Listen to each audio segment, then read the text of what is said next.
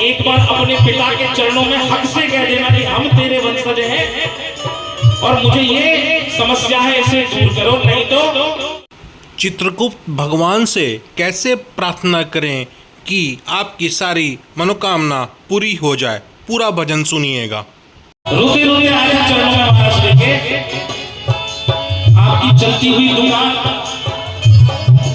Main market में और उसे कोई छीन ले तो कैसा लगता है मन को, कैसे भाव आते हैं, वो भाव थे मेरे। महाराज सिंह के चरणों में आया, 5 लाख सब्सक्राइबर का चैनल अपनों ने ही धोखा देकर उसमें स्ट्राइक भेज दी, डिप्रेशन हो गया। फोन किया महाराज को, महाराज ने एक ही शब्द कहा, कुछ मत करो, मेरे पास आओ, क्योंकि सर्वप्रथम संभलना जरूरी है। अपने अनुभव भजन के माध्यम से बता रहा हूं, हम दुनियादारी में जाते हैं मत्था टेकने, एक बार अपने पिता के चरणों में हक से कह देना कि हम तेरे वंशज हैं और मुझे ये समस्या है, इसे दूर करो, नहीं तो आज से तेरा मेरा रिश्ता खत्म। एक बार कह देना, पीठ पे आकर एक बार मत्था रगड़ देना, और अगर आपकी बात आप ना माने, भगवान ना पूरी हो, मैं भजन गाना छोड़ दूंगा चित्रगुप्त भगवान। ये आपको चैलेंज करके जाएगा। जब मैं बड़ा था आगे खड़ा था, अपनों ने धोखा दिया, अपनों ने धोखा दिया। कबीर से लड़ा था जो तू संग खड़ा था, तुमने जो मौका दिया, तुमने जो मौका दिया, तेरी ही वजह से मुझे सब मिला। पर तुम तो पिता हो मेरे, तुम्हें हर दर्द कहता हूँ। पर तुम तो पिता हो मेरे, तुम्हें हर दर्द कहता हूँ। जो लोग भजन सुन रहे हैं वास्तव में हाथ उठाओ सीधे, अगर सुन रहे हो और अच्छा लग रहा हो, प्रभु के चरणों में एक बार मन से जुड़ जाओ थोड़ी देर के लिए। वीडियो फोटोग्राफ सब भूल जाओ, दोनों हाथ उठाओ और चरणों में भी प्रभु श्री चित्रगुप्त जी के ध्यान लगाते हुए कहना कि आज से साल में 2 बार नहीं, प्रतिदिन सुबह शाम आपकी पूजा करूंगा, आपका ध्यान करूंगा, प्रॉमिस के साथ। उठाओ दोनों हाथ सीधे, देवों के आगे प्रभु अरदास में करता हूं, देवों के आगे प्रभु अरदास में करता हूं। पर तुम तो पिता हो मेरे, तुम्हें हर दर्द कहता हूं। पर तुम तो पिता हो मेरे, तुम्हें हर दर्द कहता हूं। पर तुम तो पिता हो मेरे, तुम्हें हर दर्द कहता हूं।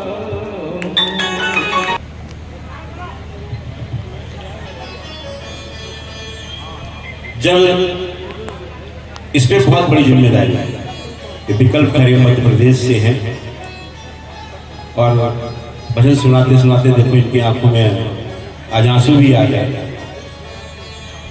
पिताजी का साया इनके सर पे से उठा, अकेले भाई हैं और अपनी 3 बहनों की इनके ऊपर जिम्मेदारी है, उनका विवाह भी होना था। ये मेरे एक मित्र के यहाँ उस समय जॉब कर रहे थे, इनकी जो व्यापार था पिताजी का वो भी लोगों ने छीन लिया। तो मेरे मित्र का फोन आया कि ऐसी सी बात है, बच्चा मैंने मेरे पास दे दिया। और ये उस दिन से मेरा ही अनुज है, वैसे भाई भी कह के डांट लेता हूँ, बच्चे की तरह भी डांट लेता हूँ। और मैंने कहा कुछ मत, जीवन में केवल एक पैर पकड़ ले तो भगवान चित्रगुप्त जी के हैं। और इसने 2 बहनों की शादी कर चुका है, तीसरी बहन को अपनी बेटी की तरह पढ़ा रहा है और आज इसने अपनी मेहनत और लगन से मात्र 5 वर्षों में अपने हर लक्ष्य को प्राप्त किया। अपने गांव में भी इसने एक बड़ा अच्छा घर बनाया है और अभी पिछले महीने ही इसने गाजियाबाद में भी एक 3 BHK का फ्लैट लेके उसमें गृह प्रवेश किया है। ये वो बच्चे हैं कि इन्होंने मतलब इसके आंसू नहीं रुक रहे हैं कि वो चीजें याद आ रही होंगी। तो मैंने बेटा,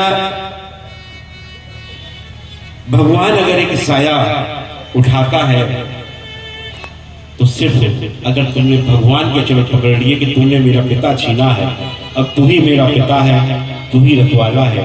आज माँ की सेवा भी कर रहा है और अपनी बहनों की भी, और अपनी पत्नी, आज इसका एक बेटा है और बड़ा सुंदर। उसके साथ मेरा एक भजन भी है, ये गाते हैं और मैं शूटिंग कर रहा हूँ। वो मेरी गोद में कान्हा बनकर खेल रहा है। तो एक हमारा बड़ा भजन प्रसिद्ध हुआ था, तो उस भजन में वो कान्हा जो था इन्हीं का पुत्र था, वो मेरे साथ खेलता हुआ है।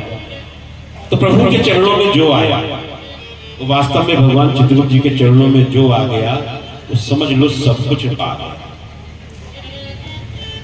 और केवल अपने परिवार नहीं, अभी आपको सरदार जी जिन्होंने भजन में बताई, वो माँ बार बार मेरी कथा चल रही थी, मंच पे आए तो मैंने फिर बुला के कहा कि जब कथा चल रही होती तो व्यासपीठ पे नहीं आया जाता। माँ परेशान है, कोई विपदा होगी, इनसे कह दो कथा के बाद मैं इनसे रूम में मिलूंगा। तो वो मिलने आई। मैंने क्या हुआ? बोले मेरे बेटे को निर्दोष बसाया गया है और 3 दिन के बाद उनकी डेट थी जिसमें उसको सजा बोलनी थी। बोले जेल से भी छूटा है, 1 साल से है मेरे पास में, लेकिन अब सजा बोलने जा रही है, 3 दिन बचे। मैंने तो इस पाप का तूने किया या नहीं किया? बोले महाराज जी नहीं किया। मैंने ये देख लेना, अगर किया है तो यहाँ पर इस अदालत में तुझे इंसाफ नहीं मिलेगा, और अगर नहीं किया है तो जा, तो छूट जाएगा।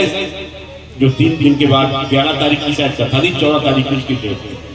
मैंने इस डेट को ले ले। बोला महाराज जी डेट तो किसी कीमत पे नहीं मिल सकती।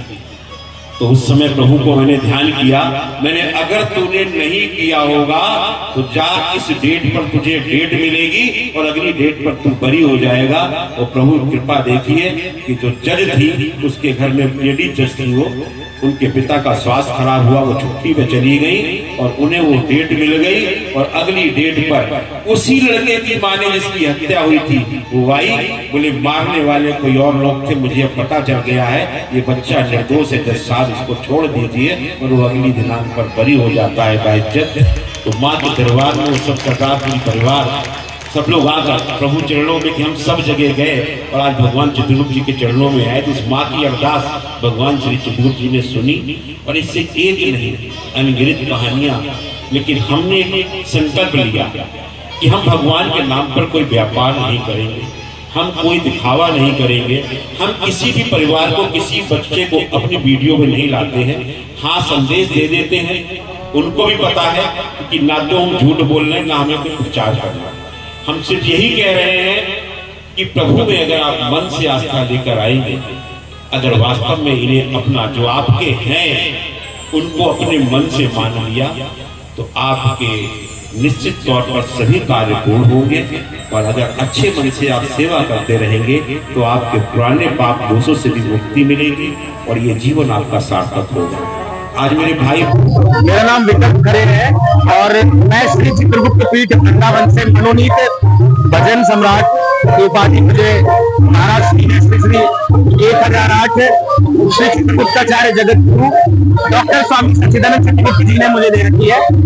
भगवान श्री चित्रगुप्त जी के सारे भजनों की जो सेवा है, 108 भजन हम बना रहे हैं, जिसमें कि 50 भजन मैं लिख चुका हूँ, गा चुका हूँ, रिकॉर्ड कर चुका हूँ और इसमें 108 भजनों की माला पूरी कर रहा हूँ। महाराज श्री के साथ में जहाँ भी कथा करने हम जाते हैं, जो भजन सेवा करने का दास को अवसर मिलता है, उसकी क्रम में आज हम चंपारण के इस मोतिहारी जिले में आए हैं। महाराज श्री के साथ आज बहुत सुंदर कथा का आयोजन हुआ और बहुत आनंद आया, भक्तों का बड़ा आशीर्वाद मिला। जो आप कोई चैनल भी चलाते हैं? हमारा ऑफिशियल चैनल चलता है, भजन का भी चलता है, ब्लॉग का भी चलता है और चित्रगुप्त भगवान की कृपा से ही लाखों में फॉलोवर है। सभी की आशीर्वाद है, कृपा है भगवान की। और जैसा कि अभी महाराज ने संदेश दिया, कथावाचक है मिश्रा जी, प्रदीप मिश्रा जी, जिन्होंने हमारे आराध्य, हमारे धर्म पिता की कायस्थ वंश में जन्मा हूं और भगवान श्री चित्रगुप्त जी हमारे धर्म पिता है। पहले तो प्रदीप मिश्रा जी को प्रॉपर जानना चाहिए कि प्रभु कौन है। भगवान श्री चित्रगुप्त यमराज के असिस्टेंट या मुंशी नहीं है। भगवान श्री चित्रगुप्त संपूर्ण ईश्वर है, आदि चित्रगुप्त, तीनों देवों के बाद चतुर्थ देव है, जैसा महाराज श्री ने अपने इंटरव्यू में भी कहा और कथा में भी सुना। तो मेरा एक संदेश है प्रदीप मिश्रा जी के लिए कि अगर आप किसी भी देवी देवता के लिए कुछ भी बोलना चाहते हो, टिप्पणी करना चाहते हो, पहले अध्ययन करिए, पढ़िए, पुराणों को पढ़िए, उसके बाद में कुछ बोलिए। व्यासपीठ पर बैठने का अर्थ है कि आपको अध्ययन अवश्य कर लेना चाहिए। बिना अध्ययन के आप अनर्गल कुछ भी बको। चलिए अध्ययन की भी बात हो गई। आप चित्रगुप्त भगवान का मजाक उड़ा रहे हो और उस देव का मजाक उड़ा रहे हो जिसके हाथ में ही, जो आपके हृदय में गुप्त रूप से विराजमान है, आपके चित्त में, आपके कोई पाप सोचने से पहले भी उसकी सजा निर्धारित कर देते हैं वो। तो आप तो व्यासपीठ से बोल रहे हो, आपका क्या हाल होगा ये आप नहीं जानते। अध्ययन करिए, उसके बाद में कुछ बोलिए। महाराज श्री ने उन्हें समय दिया है 24 घंटों का। अगर आप माफी नहीं मांगते, क्षमा नहीं मांगते, श्री चित्रगुप्त पीठ में आकर के तो श्री चित्रगुप्त पीठ और महाराज श्री आपके खिलाफ कानूनी कार्रवाई भी करेंगे। आपको भगवान तो दंड देंगे, लेकिन लोक अदालत में भी आपके खिलाफ कानूनी कार्रवाई की जाएगी।